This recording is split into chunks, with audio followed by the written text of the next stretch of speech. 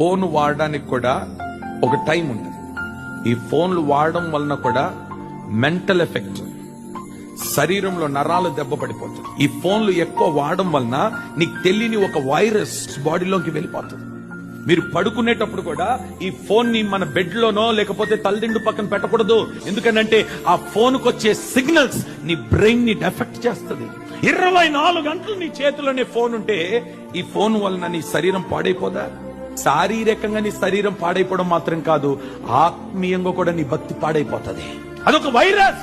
ఎలాంటి వైరస్ అంటే సాతానుగాడు మనలోనికి ప్రవేశింప చేయడానికి వాడు వాడుకుంటున్న ఆయుధం ఇది. నీకు తెలీదు, నువ్వు మంచివాడివే, నువ్వు మంచిదానివే, నీకు తెలియకుండానే నువ్వు పాపంలోనికి ప్రవేశిస్తున్నావు.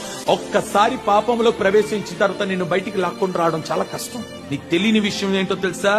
నువ్వు పై రూపాన్ని చూసి మురిసిపోతున్నావు, కానీ కింద ఫౌండేషన్ పురుగులు పట్టిపోతున్నాయి, చెదలు పట్టిపోతున్నాయి, పునాదులు పాడైపోతున్నాయి. అది పాడు కాకుండా ఉండాలనంటే ప్రార్థన చెయ్యి, వాక్యం ధ్యానించు, దేవుని మందిరములో కనబడు, దేవుని సన్నిధిలో ఉండు, దేవుని ఆలయములో కనబడు, దేవుని పాదాలు పట్టుకో. నా దేవుడు నిశ్చయముగా నీ మధ్య సంచరించునుగాక.